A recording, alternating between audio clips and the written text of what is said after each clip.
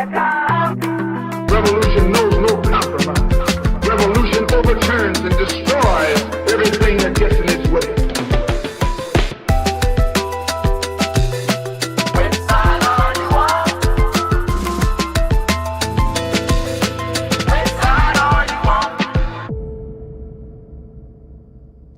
You are watching Breakthrough News, and this is the Freedom Side. I am one of your hosts, Eugene Puryear, here as always, alongside my intrepid co-host, Rania Khalek. Rania, as always, great to be back alongside you.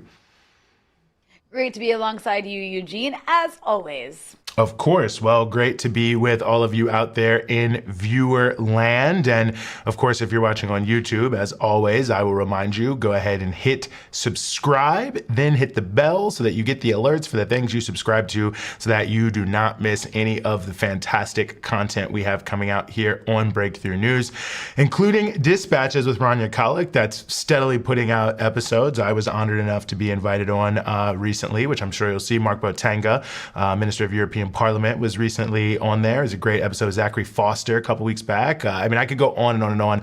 Always great. So you won't even have to think about it. If you hit subscribe and hit the bell, you will get the alerts. So you will just get it right to you. And if you're watching on Free Speech TV, don't need you to do anything else but continue watching and continue supporting Free Speech TV. Big shout out to the FSTV team, as always, for making it possible for us to appear there as well. Rania, are there other things you would like to inform people about as we get started here today? Yes, Eugene, I am really excited. I want to give us a pat on the back, and also to our viewers and listeners. We have reached 1 million subscribers on YouTube. That's huge. Wow, that is huge. Like, congratulations to the team at Breakthrough News. I mean, we work really hard to bring you guys all the content and journalism that challenges mainstream narratives at this independent media network that is literally funded by supporters like you. So I highly encourage you. I know it might seem like, oh, they've got 1 million followers. They're doing great. They don't need me. Yes, we do. In order to keep going and growing, as I always say, we need Breakthrough News members. We need you to go to patreon.com/Breakthrough News and become a member of Breakthrough News for as little as $5 a month. But you can, of course, give more. More is always welcome because it helps us pay our staff, hire video editors and producers, and keep bringing you content, travel to places to bring you stories from the ground about areas and situations that the corporate mainstream media is lying to you about. So I want to congratulate all of us here at Breakthrough News. It's very exciting to hit 1 million subscribers on YouTube, but also we need to keep going because, you know, if you really think about it, 1 million is not a lot. Yeah. It's important. It's a good amount of people, but when you're going up against the CNNs and the Fox Newses of the world and the bajillion different kinds of shock jocks that are funded by this or that right-wing billionaire, that the algorithm, you know, is created to boost, and we're always, you know, going on this uphill battle. It's really, really important to be able to keep growing. So we can challenge that. So thank you to everybody who's already supporting us, and for those of you who aren't and can, please do patreon.com/Breakthrough News. And, you know, the easiest way you can also support us beyond just monetarily is by liking, subscribing, and sharing this episode and every episode. So hit that notification or hit that bell so that you get the alerts whenever our shows go up. Make sure you follow us on all of your social media platforms. And also, Eugene, I just want to say, as I always do, smash that like button, you guys. It's important to boost the algorithm. It is indeed. You know, I saw something recently that One American News Network, that far-right network, just made a deal with Spectrum, the cable company, to be carried in many more homes all across the nation. So you can see we are in a true battle of ideas being facilitated by the massive corporate media outlets and all their donors. So I think everything you just said, you know, really underlined, and we'll try to bring you everything we can. I think, Rania, we may have no choice but to go to South Africa and do some reporting from there because of what's going on with these Afrikaners, this so-called refugee. It's honest, this is actually unbelievable to me. I think 49 of them have come so far. They're not only being given a rapid pathway to citizenship, these white people coming from South Africa, but they're being like assisted by Health and Human Services. So like, you coming from Afghanistan? Nope. Coming from somewhere in Africa? Get the hell out of here. Haiti? Nope, do not come. Started the Biden administration, Trump administration saying the same thing. Like everywhere where people are like legitimately suffering, they're just trying to keep you from coming to America. Whether you're facing death, imminent death, starvation, famine, they want everyone out. But white South Africans who are literally probably the most privileged people in all of the African continent, barring the like 6 billionaires in Africa. And 3 of those are white from South Africa. So something like that. It's unbelievable. They own the majority of the land. They own the majority of the wealth. They comprise the majority of the CEOs of the big firms, the stock exchange in Johannesburg dominated by white people. Really if there's anything about South Africa, it's that the hangover of formal apartheid, which has ended, has really continued in the context of the economic structure of the country. And in some ways, the situation for black people has just continued to deteriorate over time. It's a little bit of a tricky way to say it. I mean, a lot of people have become poor, although a lot of black people have been able to improve their lives in the post-apartheid era. But the point being, anyone who's ever been to South Africa or looked at the numbers knows that for sure, there is definitely no white genocide, which, some of these people have been claiming, claiming that they're being mass murdered on farms or something like that, which is not true, by the way, from the actual data that's there. But they're actually substantially privileged. So there's no white genocide, there's no economic whatever. But because of the fact that Trump has within his coalition, this coterie of, Elon Musk and formerly Peter Thiel and David Sachs and these white South Africans who, are obviously still angry that apartheid is over and that there is a possibility because of the actions of black people in South Africa to regain their own rights, that there's going to be, some reversals to the apartheid era inequality.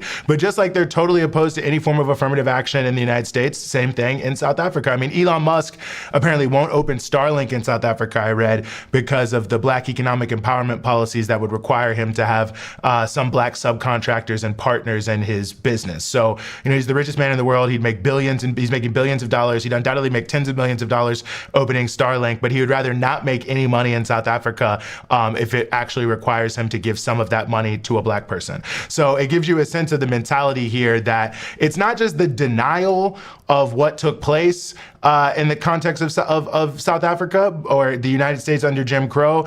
It's the fact that it's an active attempt to maintain as much of that system as they can. So it's not just a historical exercise. It's all about how they can exercise their power, whether in South Africa or the United States, to make sure that nothing is done to remedy the hundreds of years of apartheid and just ethnic cleansing in many parts of South Africa. I mean, you look at what happened with the Bantustans and the clearing out of African neighborhoods in major cities. I mean, it's truly unbelievable that this is actually taking place. That you can't come from Haiti, but a white person from South Africa can come. I mean, it's really amazing. Now, what I will say is South African social media is destroying these people, and it's fantastic to watch. And one thing I will say that people should also check out, there's now a viral trend in South Africa of white people speaking out against this ridiculousness and against this white genocide and against AfriForum, who's the group that ginned it all up, and against Trump and bringing a much more positive message about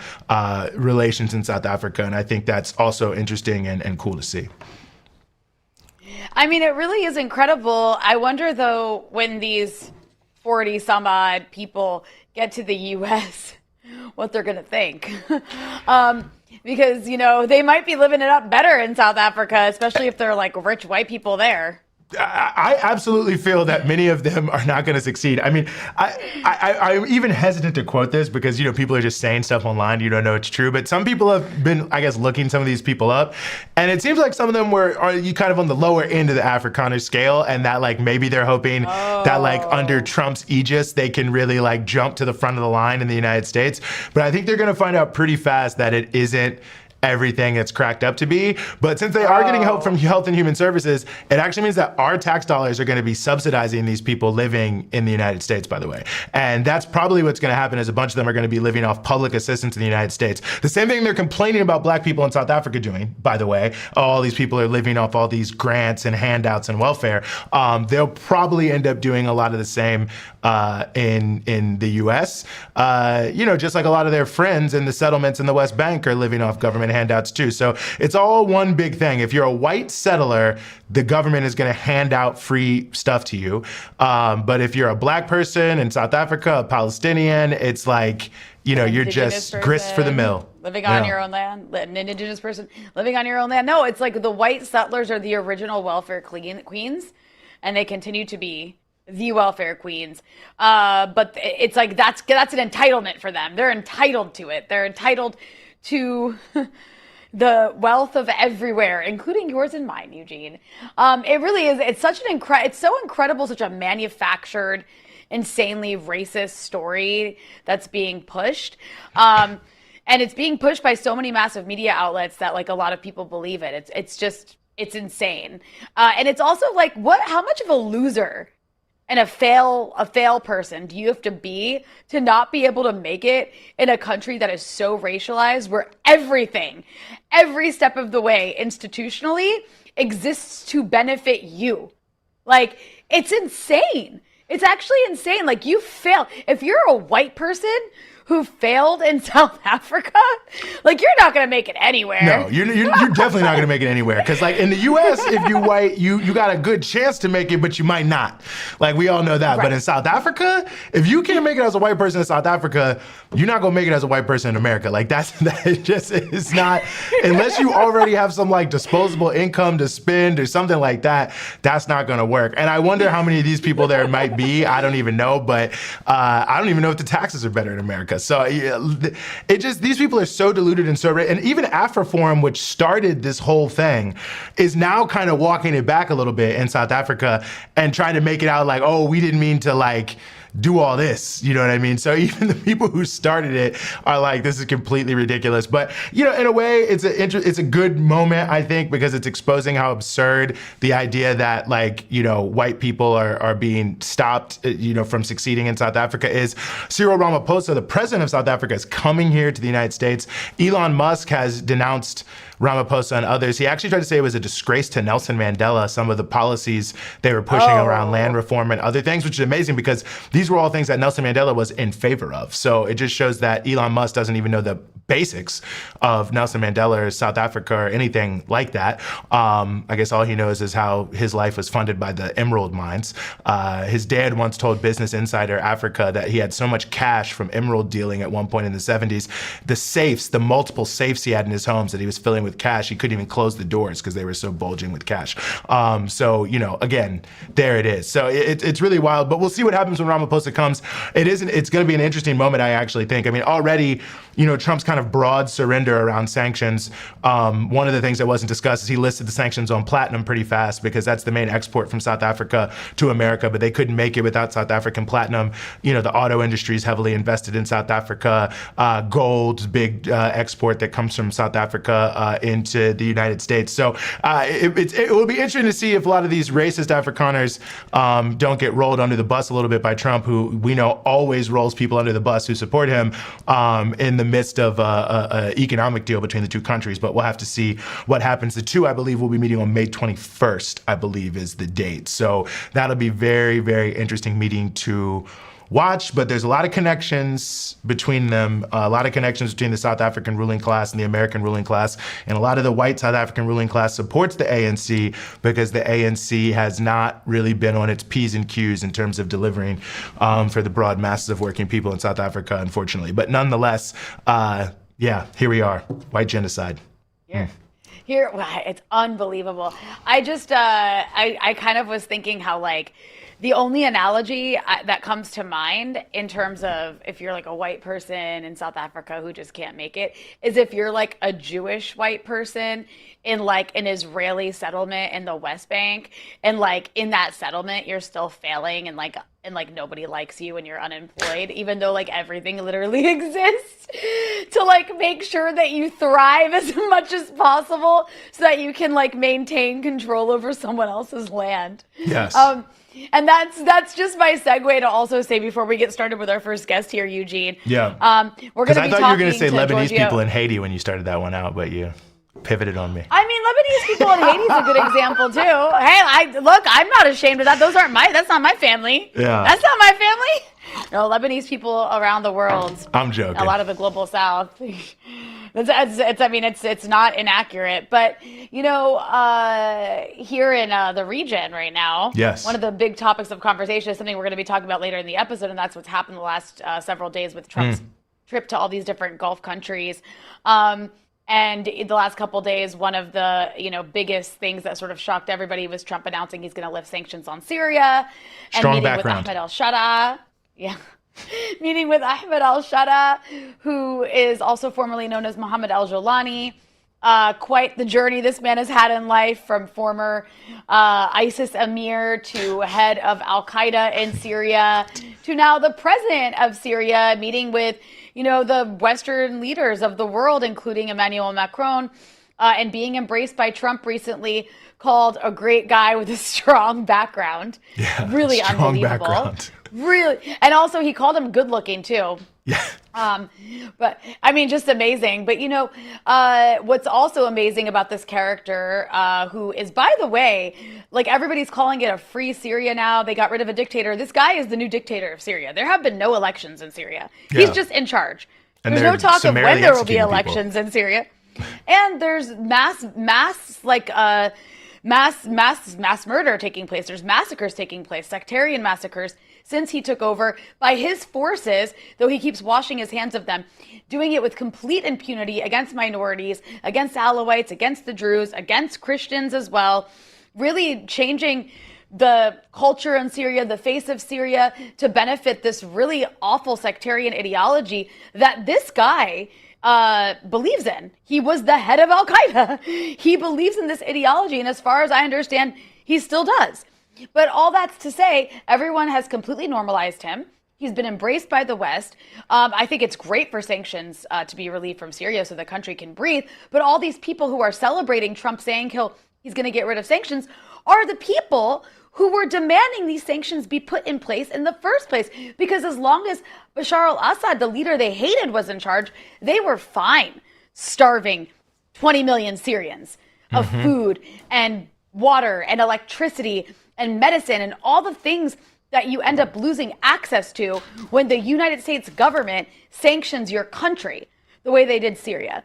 So now all these people are acting like saviors. They're coming in and saying, oh, yay, Syria now has a chance to prosper. Well, it didn't have a chance to prosper before because you were doing regime change. Now that you got your regime change, the guy who's in charge right now, and the reason I brought this up before, we're going to talk about it later in the program, is because he's basically handing Syria over to the U.S. and to Western imperialist powers. He's begging them, relieve the sanctions, let me be a part of the world, let Syria be a part of the world, and I will give you whatever you want, including joining the Abraham Accords, which is so sick. I mean, imagine being the country that in the midst of 18 months of genocide is begging the genocidal entity of Israel to be your friend as they bomb you, occupy your land, and try to balkanize your country, which is what Israel's doing to Syria right now. So the conversation on the streets here in Beirut that I've been having with people is putting down bets for when he's going to normalize. I've got one friend is putting in, he says that, he'll be in the Knesset giving a speech in a month to accept the Abraham Accords. I think a month is a bit too soon. Other friends are saying 4 or 5 months. Others are saying by the end of the year. And I do think by the end of the year, Syria is going to normalize with Israel under Ahmed al-Sharaa, the former ISIS emir and head of al-Qaeda in Syria. And you're not going to hear a peep from the people who are celebrating free Syria that isn't free at all, because this is what they wanted the whole time. This was the entire idea, to knock out another country in the region that was obstacle to complete and total Israeli and American hegemony over everything. And it poses a really dangerous threat to Lebanon because this guy is very hostile to Lebanon. He's very hostile to resistance. He blames everything on Iran. And, you know, Israel isn't done with Lebanon. They're still occupying parts of Lebanon. And one of the things he offered to do was intelligence collaboration with the Americans. I'm sure he'll be doing that with the Israelis once he normalizes with them. And then Lebanon's really screwed because Syria is a massive country. It's right next door. And then Lebanon's surrounded by Israel, the Mediterranean Sea, and Syria under the rule of this Western-backed former leader of al-Qaeda. Well, why don't we turn to some good news? I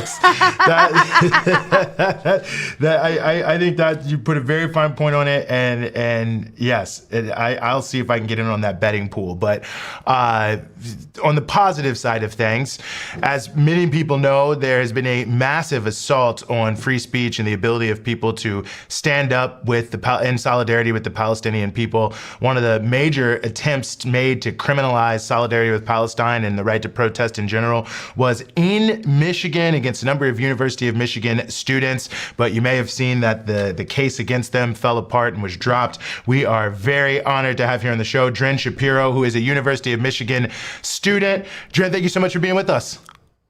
Hi, Eugene. Hi, Rania. Thanks for having me on. Well, great to have you on, and it was certainly great to see Dana Nessel's case not really succeed. But maybe for those who don't fully know about the story, give us a little bit of quick background first of why you all were criminalized by the Attorney General of Michigan and how it all fell apart.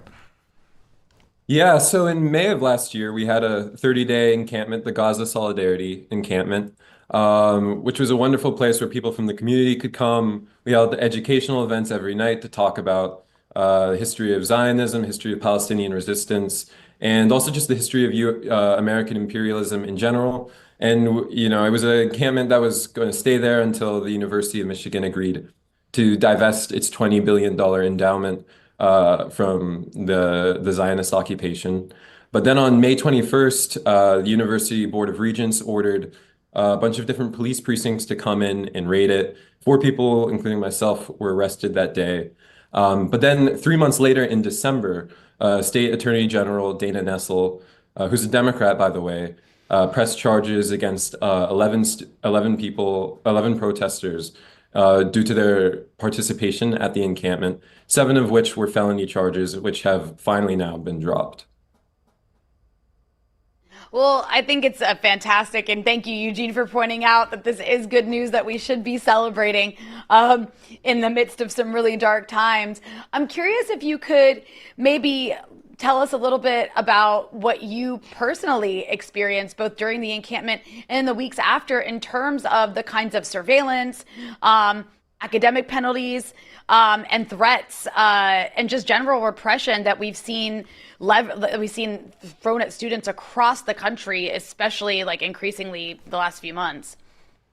Yeah, I'd say at this point, I think I've been through like all avenues of like repressive measures that the university can even throw at students at this point. I've been fired from my job at the university and banned from all future employment there. They've tried to do all these weird disciplinary proceedings against a bunch of us, which I think some people have now been through several times. And in terms of surveillance, actually, the university contracted a private security firm called City Shield, which follows activists between classes and sometimes far outside campus. And at one time, actually, one private security officer who was following me ended up taking pictures and reported me to the court for being in between classes and ended up having to spend four days in jail as a result. So the extent of surveillance at the University of Michigan has drastically expanded in the last year, especially. You know, I think that's so important. And I mean, the nature of this sort of political policing was so intense. I mean, Rashida Tlaib, the congresswoman from Detroit, I mean, when she raised that this could potentially be political, she was then accused of anti-Semitism. And, this has been sort of put in that cast as well, as if there is some sort of, mass wave of anti-Semitism and violence associated with the encampment. And I feel Anyone who is really following what was going on with these encampments, obviously that would seem ridiculous. But I just wonder how you respond to that, because I feel like it's such a slander that's been put on what took place last spring. Yeah, I mean, it's become super clear to us that Dana Nessel only took up these cases because she's a Zionist. That's what Congresswoman Tlaib was hinting at. In fact, this ended up being the reason that Dana Nessel had to drop the charges. As it turns out, so the raid of the encampment was on May 21st. On May 24th, Dana Nessel sent a letter to the university soliciting these cases, saying that they could take on any cases related to the Gaza Solidarity encampment. So very explicitly saying that she was here to prosecute anybody who was involved in standing up to Zionism and protesting for divestment at the university. And I mean, there are many. The idea that there is like a anti-Semitism problem at the university is obviously ridiculous. I mean, we had religious ceremonies from, Muslim ones, Christian ones, and Jewish ones. We held seders there and everything. Like, the idea that there is a rampant anti-Semitism problem at U of M is ridiculous, and just something that's been made up to justify this unprecedented crackdown on activism, specifically pro-Palestine activism. I think what's really remarkable about this case as well, and I mean, I don't know that this has happened anywhere else in the country, and you can correct me if I'm wrong, but those videos of the police, like federal agents, literally raiding the homes of students at the University of Michigan, I assume that was in collaboration with the university, was really, really shocking. And I mean, dramatic on video to see. But also, can you talk a bit about what happened there? Because it looked like a massive escalation of this repression against students across the country. Right, yeah, those FBI raids were once again from Dana Nessel, who had requested a judicial warrant related to them. And it's kind of funny because Dana Nessel likes to kind of posture herself as this like anti-Trump figure. She has like some lawsuits or whatever against Trump and Elon Musk. But the fact is she worked with the FBI, which is Trump's agency, because ultimately, like, they're on this issue, they're just two sides of the same coin. Yeah, that was a dramatic escalation. And it's, she's trying to allege it's related to something called multi-jurisdictional acts of vandalism. This is not like a real legal term. We've seen over and over again, she keeps trying to frame all of these issues as a multi-jurisdictional purpose to justify why the state attorney general is getting involved in it and not the local prosecutors, who have time and time and again declined to press charges on protesters. So she's kind of justifying her more vicious, more fervently Zionist position in all of these cases by using this allegation of there being multi-jurisdictional nature to all of these cases. And it reached clearly its peak is on April 23rd when the FBI literally busted down the doors of some pro-Palestine activists associated with our movement. Well, the other facet I always think about when I look at these sort of extreme repressive measures is if the entities under attack were not succeeding, they wouldn't be under the same level of attack, right? Like, if everyone just like hated you guys and you're already super marginalized, they might not be able to do this. So I always think when I see big attempts by this, that it must be a sign that the encampment, the solidarity activism happening at University of Michigan and maybe in the state more broadly was resonating with people as opposed to not. Yeah, absolutely. I mean, even now, Dana Nessel is becoming deeply unpopular within the state for just this, disgusting act of repression on anti-genocide protesters. And within the university, it's extremely clear how popular divestment is. Even the faculty senate voted to support divestment from the occupation of Palestine. And so it's clear that they're threatened and they're lashing out because they know of all the power that this movement has. Yeah, I think that's a really important point to emphasize, because obviously the purpose of all this is because they're threatened. They also want people to, they're not able to convince people that they're on the right side anymore because everyone's just horrified by 18 months of live stream genocide. So they have to move on to trying to crush dissent and make people scared and make them fearful. And I think it's probably the easiest thing to do, or they think it's the easiest thing to do, to go after young people who haven't even started their lives yet, because there's so much to take into consideration. I mean, I have nephews and nieces in college, and they're very careful about how they operate because they don't want to, everything's like a cost benefit. It's like, is this worth doing because of the risk is it's gonna maybe destroy my ability to do this in the future when I could actually make a difference. That's a constant conversation that I think a lot of people are having. And I guess all that's to say, is it working? I mean, yes, everybody is increasingly opposed to Israel, but is the fear tactic working? I mean, it can only work for so long before people have had enough, no? Yeah, I mean, I think what you said is exactly right, which is that, they're desperate, and it seems like, students are they can easily intimidate. But the thing is like, I don't, I think people who have been closely involved with the movement are not worried at all. I think a lot of us see this as being like the fundamental cause of our time. And I don't think uh, students are ready to back down yet. I think there's certainly some degree of, people who are high at risk, for example, international students who are, obviously worried about knowing they could be deported at any time. But I'd say overall, these kind of tactics are futile. I think people in this movement are very steadfast and willing to keep pushing because they know that we will be able to win if we keep pushing. Mm-hmm. No, I think it's a good point, and certainly, building on a lot of history there, the University of Michigan in and of itself, whether we're talking about Vietnam, the civil rights movement, the anti-apartheid movement, long been a center for all forms of student organizing and important solidarity movements. So I wonder, moving forward, what are people looking at around divestment and other campaigns there? I mean, what should we be expecting, and are there things people outside of University of Michigan should be supporting in terms of their interest in helping students continue to exercise their rights?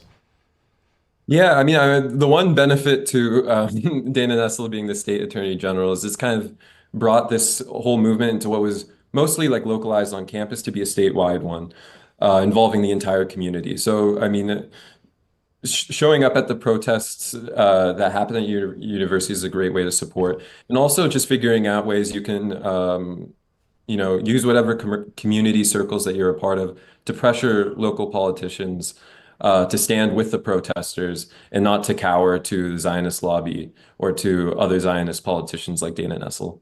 And I think the work right now is to build that statewide support.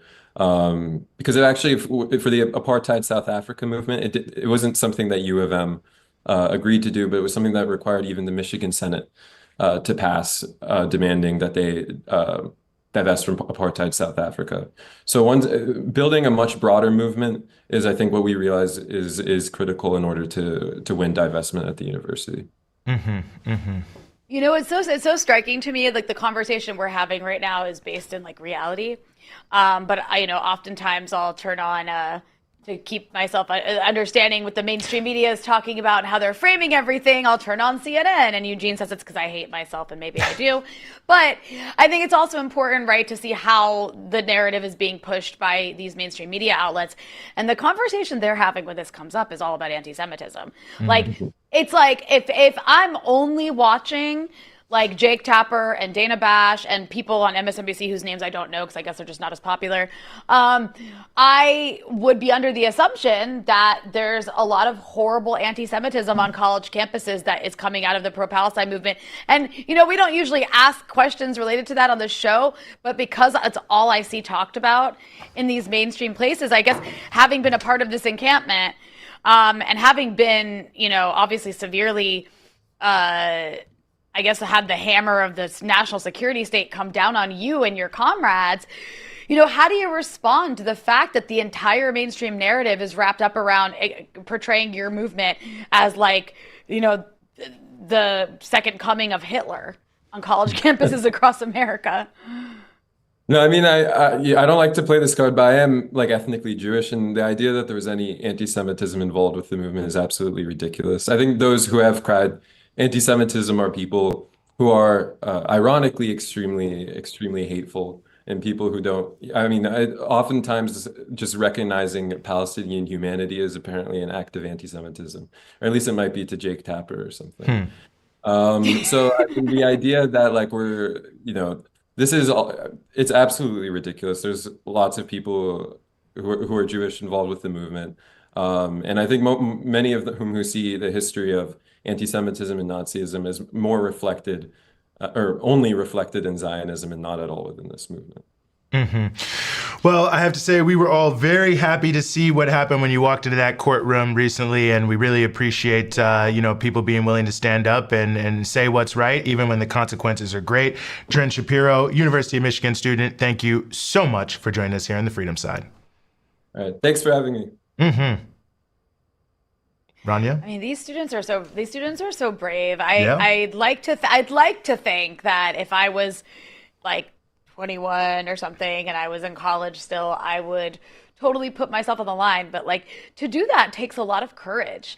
And I love that there's just students across the country in the US who are doing it. And I think that in 5 years from now, maybe less, definitely in 10, definitely in 20, this is going to be one of those moments that these kids look back on and that history looks back on and reflects on and recognizes that bravery and courage and the fact that that was a turning point.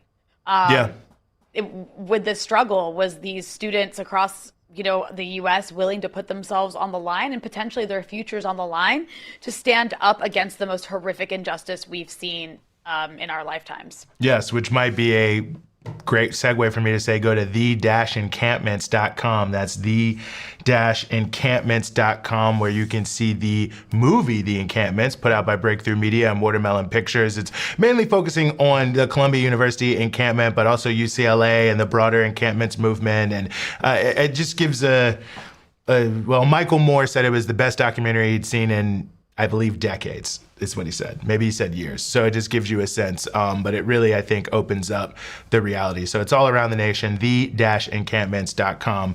Please check it out. Big shout out to everyone who's already checked it out. I think it has a 100% rating on Rotten Tomatoes. So just, tip of the cap to everyone there at Rotten Tomatoes.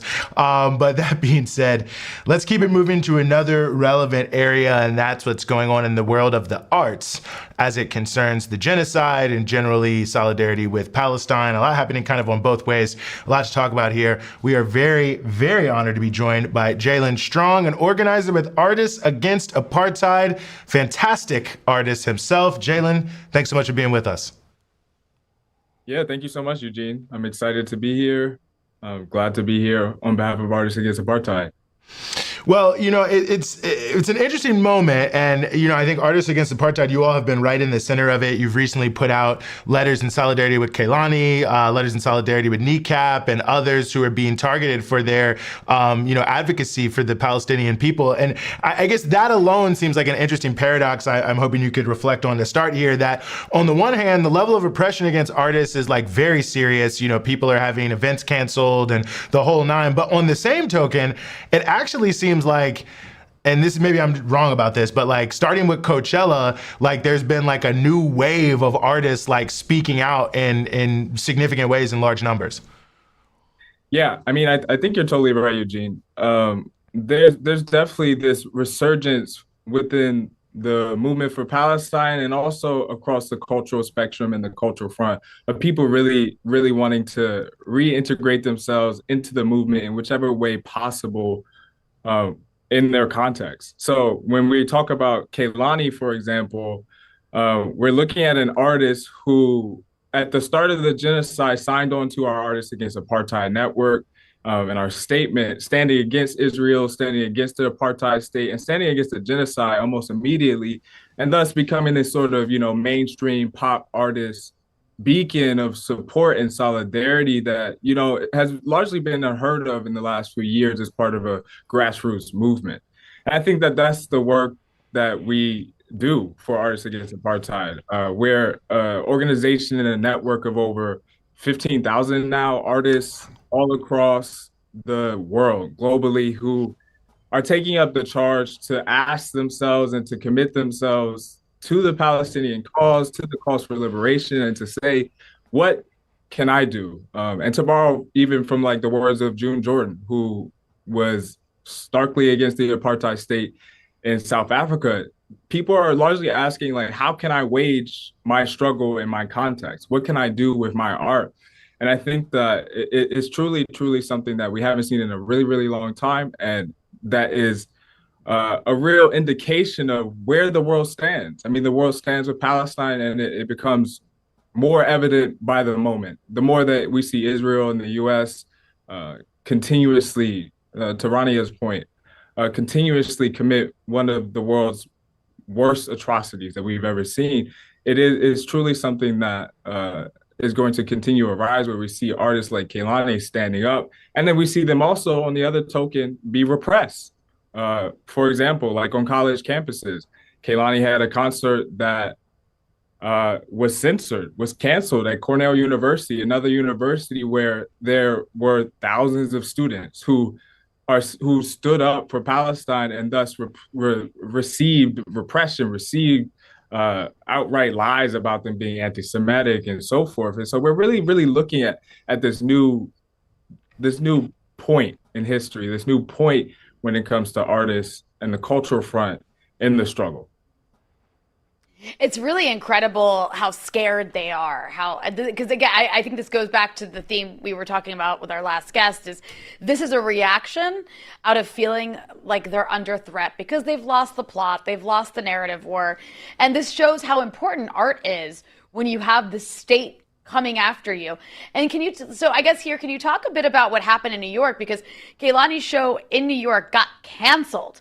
A concert got canceled after pressure from Mayor Eric Adams' office. And we all know Mayor Eric Adams, has been lockstep with Netanyahu, with Ben-Gvir, with the most extreme elements of the Zionists in the U.S. He's just completely opportunistic and doesn't care that Palestinians are being genocided. And he's fully, he's been willing to use the NYPD. He did use the NYPD against students in his city. And now here he is, getting a concert shut down because the artist is in solidarity with Palestine. So yeah, tell us what happened there, and then walk us through what happened with Kneecap, because that's another situation where you have the state coming after artists because of how threatening it is when they stand with Palestine. Yeah, I mean, that's the point there. It's a threat. It's a big threat. Eric Adams, the establishment, the ruling class here in the United States is deeply afraid. They're afraid of people like Kehlani, of people like Macklemore, of artists with huge platforms being able to sift through the fog and be able to see the reality of the situation in Palestine, but also domestically, and be able to bridge these struggles that working class people have here at home with the struggles abroad and with an anti-imperialist scope largely. So when we see something like Kehlani having her concert canceled here for Summer Stage in Central Park by politicians like Eric Adams, our response is to show them that we aren't afraid. So Artists Against Apartheid, we put out this huge statement that stood with her and against this cancelization. So there's artists as big as Boots Riley, Mo Amer, Amanda Seals, Kneecap themselves, Residente. Like, I could go on and on and on. Alana Hadid, Zach Fox, of all these artists who maybe you might not think of as people who are beacons of justice or standing on the right side of history, but because of the moment, they are. And they are doing this thing because they know that it's right. And so what's really, really important is that the more that they try to repress us, the more that they try to push back our movement, the larger that our voices will become. It's this effect wherein the state thinks that they can repress us, but it opens up the floodgates of people pushing back and saying, no, actually you can't. This isn't something that I'm willing to accept. And we see that in the face of this episode, in this fight and in this battle of ideas.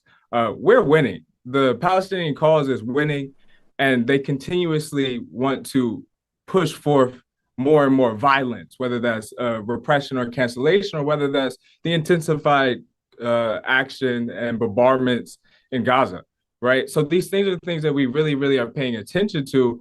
but it is our job to reaffirm this commitment and use our stages and our platforms like Kehlani did, like all these other artists did, to really, really put forth the message that we will not back down and that this is our time. So when we see this, we have to really, really bolster it, and we have to stand by these people because we have to let them know that they're not alone, because they aren't. There's millions of people who are on the side of justice, who are on the side of solidarity, who want to push forth the dial for Palestinian liberation, and who really, really will not back down.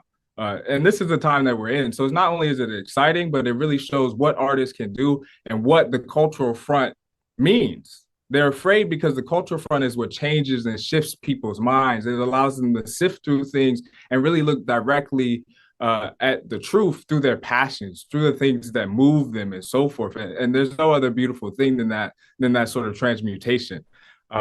This is the basis of peace and justice. And it really is our fight.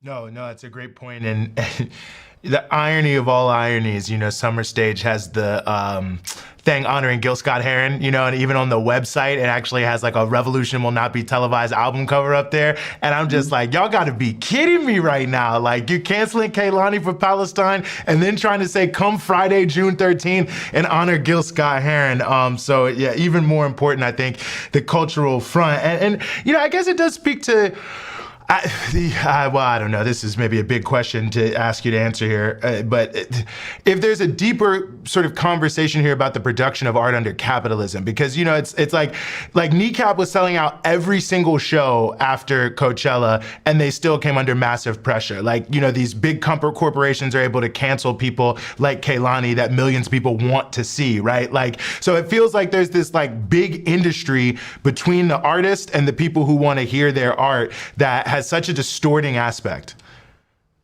Yeah, I mean, truly, when we think about, again, to go back to Kneecap, right? This is the biggest stage in America for all intents and purposes. Coachella is one of the most attended festivals, one of the most watched musical performances, cultural events in the world, frankly.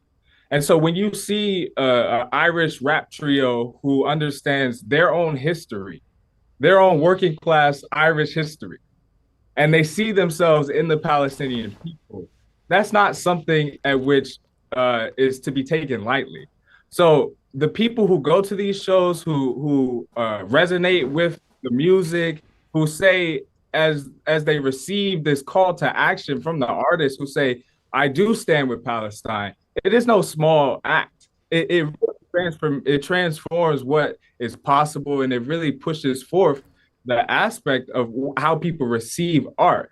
And not to mention, when you go to Coachella this year, we see that people had to pay like Klarna. You had to literally pay by payment plans to go to see music. And this is because there's a real problem. There's a real problem under capitalism of how we enjoy culture and art and what have you, because it is all about assuming a dollar point for a certain elite class. And so when we're talking about Palestine, where we're talking about our role as artists against apartheid, we're also acutely aware that this is also a class issue. This is also an anti-imperialist issue. This is also the issue that bridges us to be able to enjoy the art and create the art that speaks for us, that speaks to our people, that speaks to our conditions, etc. And it really is something that we will see continuously grow and broaden, and we will see artists talk about Palestine, talk about the Congo, talk about Sudan, all these things that are coming to the forefront of people's minds. And we will see them continuously talk about what it means to live in the United States under capitalism and what it means to completely shift this thing. When Gil Scott-Heron said not so long ago that the revolution will not be televised, he's talking towards the same ruling class people who control the media, who control the music industry, who control the aspects of how we receive the things that we love. And I think that there's going to be a larger and larger decay that allows for us to open up a real culture, a revolutionary culture, and a culture that leads us to really want to bridge solidarity with the people of the world, with the people of Palestine, and really be a part of an insurmountable force. I just want to say to what you're saying. I mean, look, I know that Ben Cohen of Ben and Jerry's isn't culture art. Well, it's culture, not art, unless you consider ice cream art. But but ice cream can be art, right? It depends. I guess that's in the eye of the beholder. But there. I woke up this morning and I saw. I guess it was from yesterday, because I'm 7 hours ahead of you guys. This video on social media of him getting arrested in like the Senate building for protesting the genocide in Gaza. And as he's getting arrested, one of the things he shouted, just to speak to the point you were making about, I guess, art under capital and like understanding like how you relate the domestic front to what's happening abroad. He's like, the people in this building are bombing children, and they're funding it by taking away money from kids on Medicaid in this country. And I thought that was just a very powerful, simple way of understanding our reality in the United States of America, because that's exactly what's happening. They are slashing funding for children in America to receive access to health care and other necessities, and they're using that to bomb children in Gaza. And I really love that, and I think that is such a powerful narrative because it's so true, and that's why they have to shut down these artists and I guess ice cream store owners, because they have big platforms. People listen to them. And when they say things like that, it blows people's minds and makes them think critically. Mm-hmm. Precisely.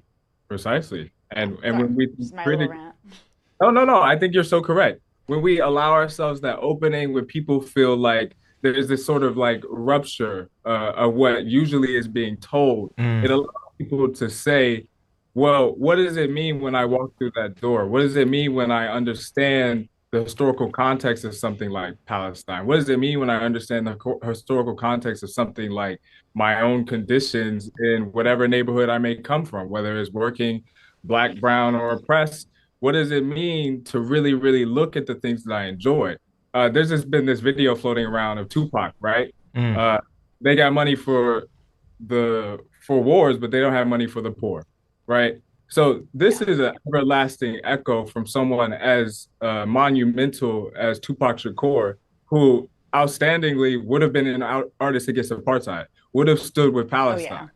Among so many other artists or musicians who we may love, they would have stood on the same side that we are. So I think that is really just something that we have to really, really organize and fight towards, is to say, what will we do as artists? What will we do as cultural workers? And how will we paint the future? And I hate it to sound like a pun, but how literally will we create a portrait of the future that is for our mutual benefit, that is for our collective good, and that really, really stands with the people across the world and allows us to foster a real relationship outside of these bounds of capital, of capitalism, and so forth.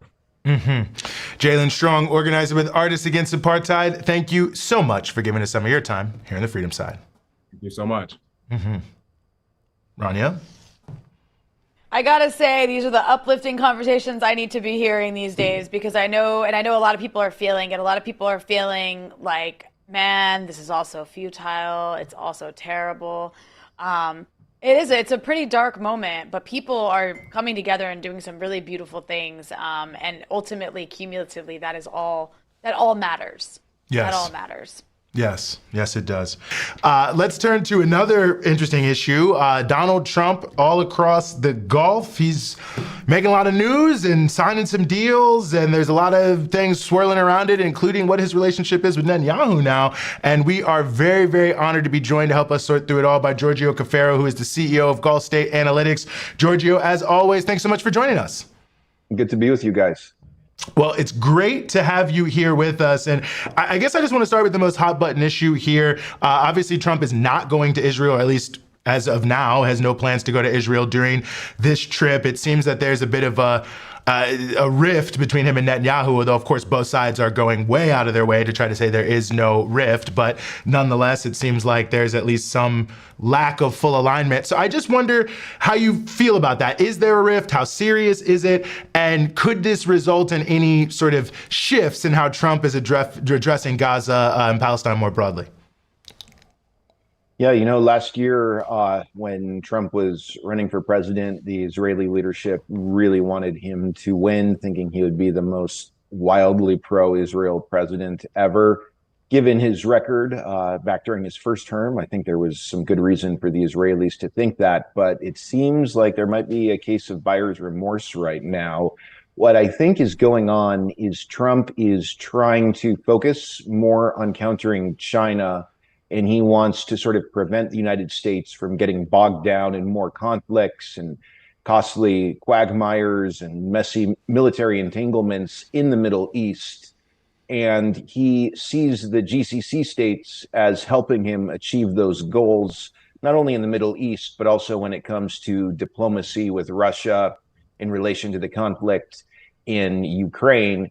He's also, of course, definitely a sort of a business first style of diplomacy, trying to secure huge investment and trade deals.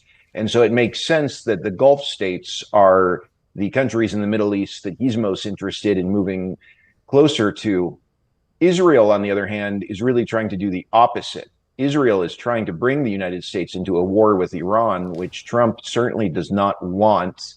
And what we have seen is, a number of cases in which Trump has been taking a series of actions that are completely in opposition to the demands of Netanyahu and totally against the agenda of some of AIPAC and other pro-Israel lobby groups in the United States. Just a few examples: the decision to enter nuclear talks with the Iranians, the decision on earlier this month to enter a ceasefire pact with the Houthis, the announcement of lifting sanctions on Syria, and also direct talks with Hamas. I think this demonstrates something interesting. I think what we're possibly seeing is a shift in U.S. foreign policy where Trump is making the U.S. relationships with the GCC countries sort of the center of gravity in a U.S.-led order or a U.S.-led agenda in the region,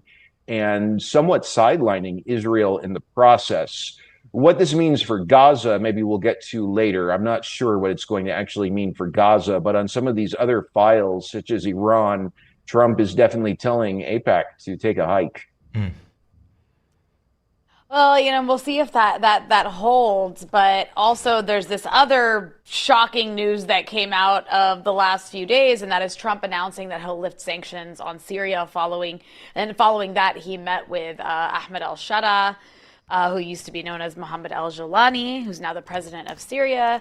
He called him a great guy with a strong past, which is kind of a hilarious way to frame him, given that this is the former leader of al-Qaeda in Syria and a former ISIS emir.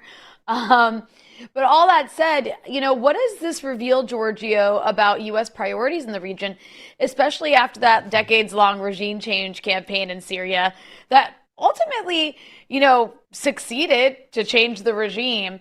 And I'll add to that Sharaa is offering all kinds of goodies for the U.S. to normalize with him. And that includes potential normalization with Israel, which we just heard Marco Rubio reiterate. We heard Trump say that in his meeting with Sharaa, he talked about wanting to join the Abraham Accords.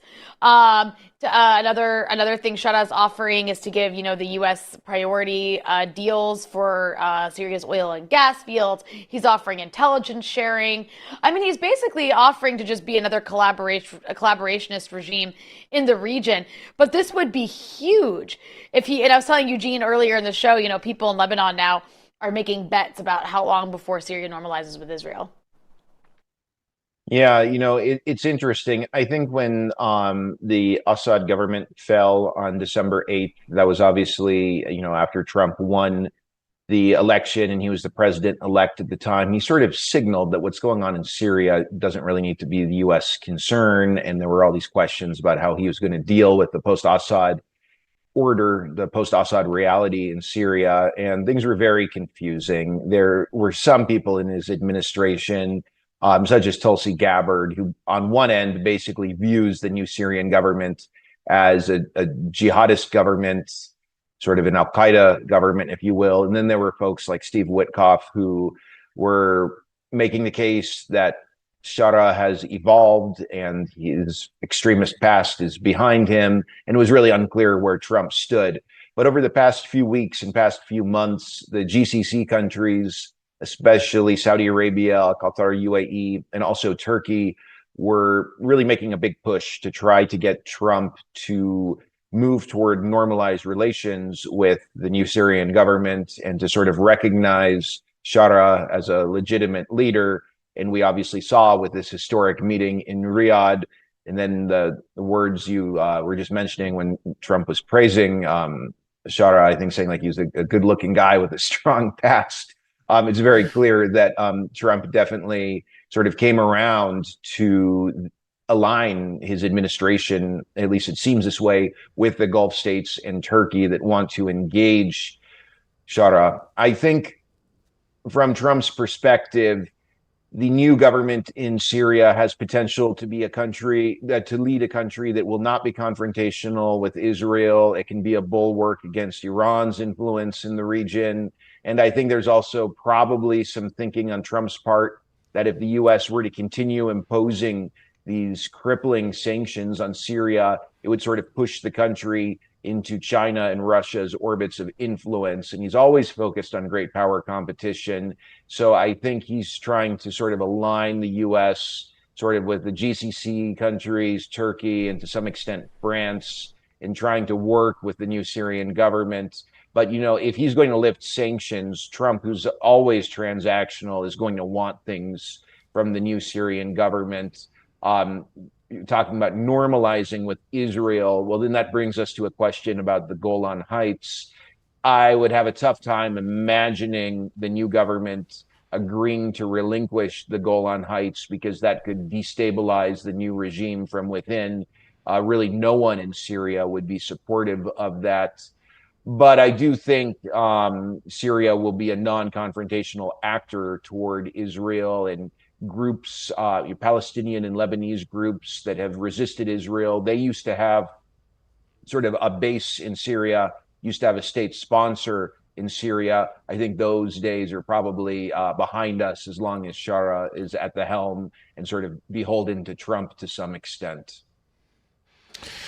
You know, I think those are all good points, and it just also makes me wonder about the Gulf states themselves and how they're positioning themselves. I mean, some shades of Trump's first term and some of his trips there to the Gulf in terms of the displays they're putting on. But, you know, Qatar obviously with the plane, there's the new Trump Tower opening in Dubai, there's the deals that are being cut, just the sort of bon hami between them. I mean, how do you think that these countries are trying to position themselves? I mean, obviously they want to be closer to Trump, but what are they looking really to get from this? Because I'm just guessing it's not to be like, you know, 100% subordinate to Trump or something like that. They must have their own agenda and goals.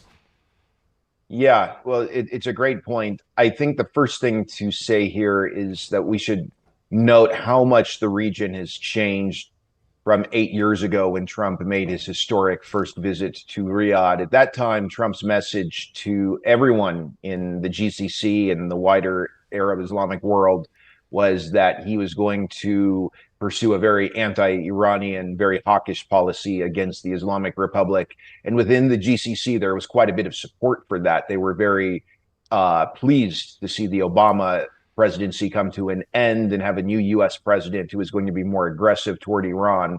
Today, however, Saudi Arabia and Iran and other GCC states in Iran are sort of in a state of detente. And also Trump is making it very clear that he wants to negotiate, he wants his team to negotiate a new deal with the Iranians, and the Saudis have made it very clear that they are 100% supportive of that. Everyone in the GCC is supportive of that now. To get to your question, though, what is it that the GCC states really want?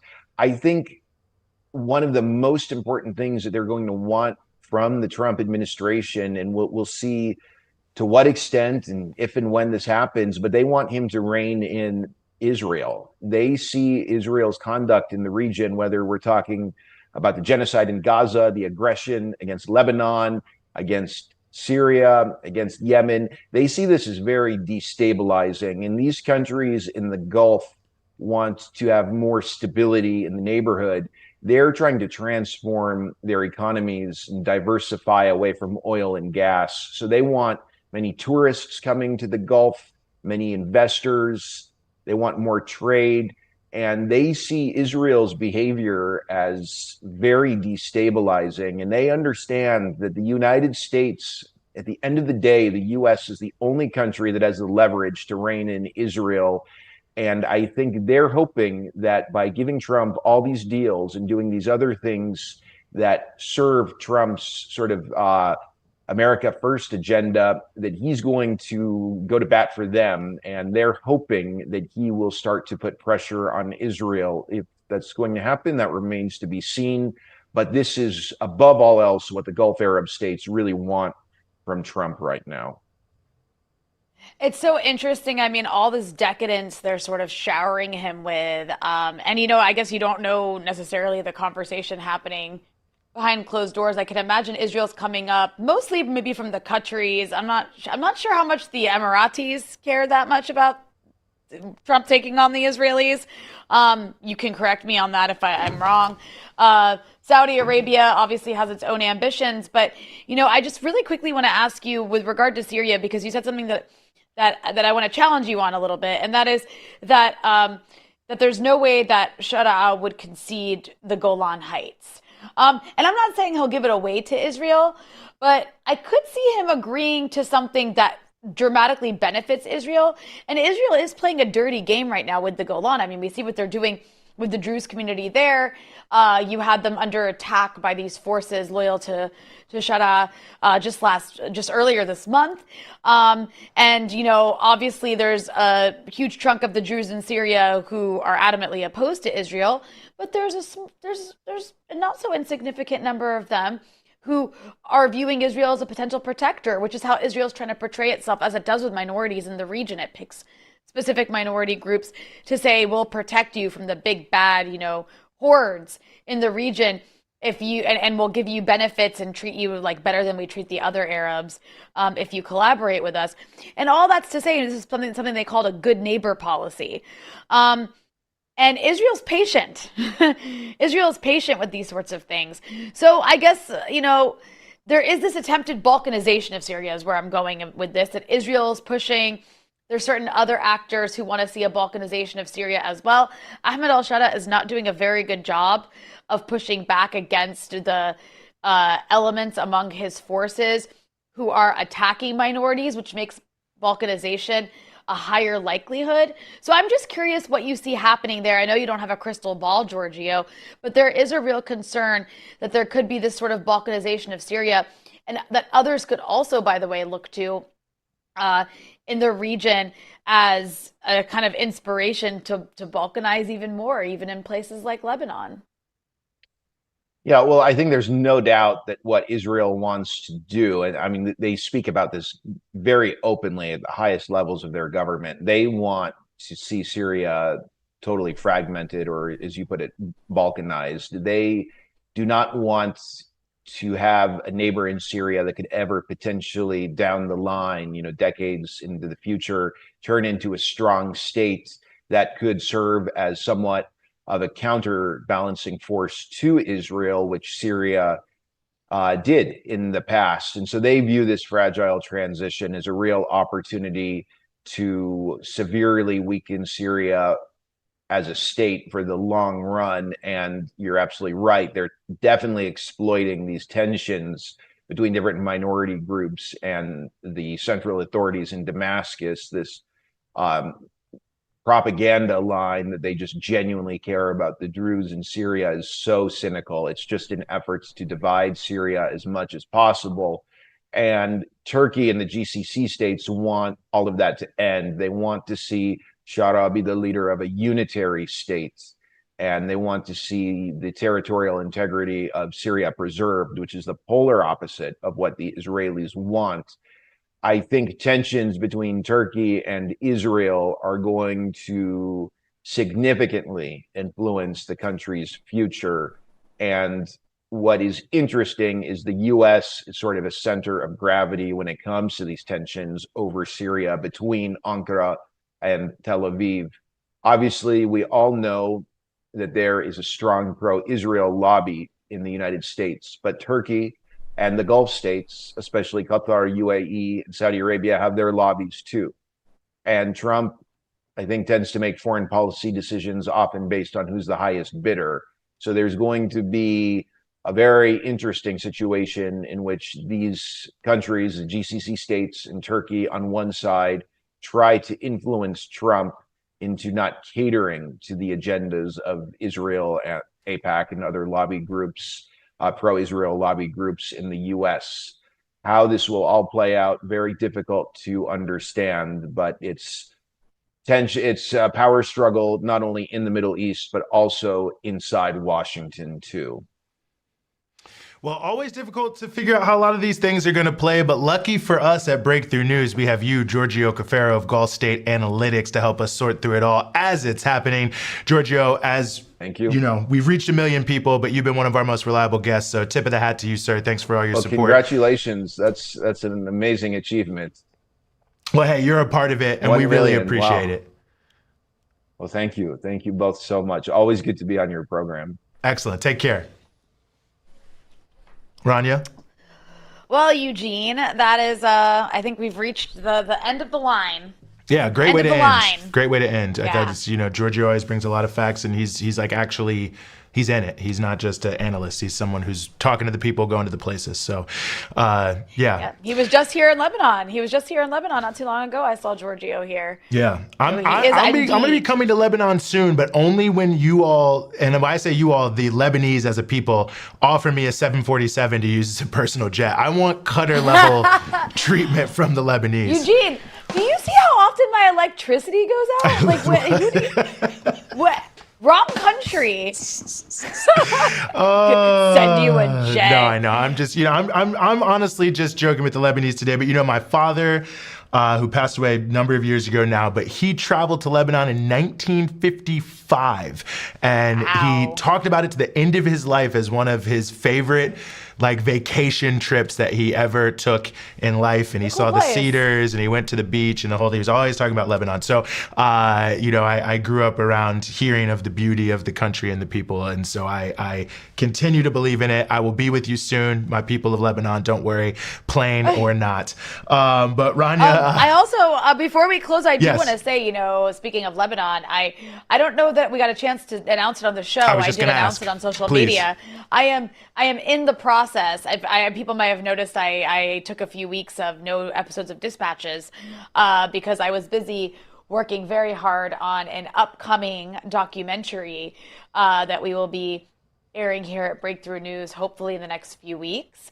On the pager attacks that took place here in Lebanon, I had the opportunity to spend time with victims of those pager attacks, including children, some of really horrific injuries. And it really pushes back against this entire notion that this was some sort of precision attack that was so brilliant by the Mossad against Hezbollah fighters. This attack was a blatant act of terrorism, and you can see it on the faces of the children who lost their eyes and noses and mouths, and also the other civilians I got to speak to as well. So I'm really looking forward to that coming out, because I think it'll present a clearer picture of those are two of the kids that will appear in this documentary. That's Hussein on the left and Ali on the right. And you know, pictures don't really do justice to the disfigurement this has caused these boys and the pain that they're in. I mean, this is something that has left them with constant health issues. They are constantly having to get surgeries. They're mostly blind. They can't really eat properly. I mean, it's just, and they're also really strong kids, and they're also still kids. Like they're still kids. They still want to play, and they still have dreams, and you know, they're still trying to like live life. In between constant surgeries, constant really painful surgeries, they're also missing their fingers because this pager attack, you know, they held a pager into their face and that's where it blew up. And anyways, I'm really looking forward to this coming out. So I think it's a really good example of the kind of journalism that we're able to do here at Breakthrough News because of support from people who want to be a part of independent media, because the kind of documentary that we're making on this pager attack is not the sort of documentary that you're going to see from CNN. And so I really encourage people to, if you are able, please go to patreon.com/breakthrough news and become a member of Breakthrough News for as little as $5 a month. You can help support and sustain independent media that's able to bring you journalism that challenges mainstream propaganda and brings you the reality on the ground in places, from Haiti to Lebanon and beyond. Yeah, I think people got to watch for this. I think this is going to be appointment television. I'm obviously biased, but honestly, just from the little bit I've been able to see from what you've sent me, Rania, I think no one has done anything like this in the English language on the Patriot attack. I can say that for sure. And I don't know if anyone else could, because I think that a lot of the reason we were able to do this is because of the respect that you have both in Lebanon and around the Arab world, that people recognize that this is not going to be some Margaret Brennan, BS story. You know what I mean? Like, this is going to be real, and it's going to really get to the stories of these people and treat them fairly and like human beings. And you don't get that everywhere. You do get that from Breakthrough News. You do get that from Rania Khalek, and that is what you will get if you hit subscribe and then hit the bell so you get the alerts you subscribe to, so that you don't miss it somehow. And of course, go to patreon.com/breakthrough news and support us however you can. But yes, that does bring us to the end. A lot of great stuff coming. We'll be back with you next week as always. So for myself, for Rania Khalek, for the whole Breakthrough News team, see you next time.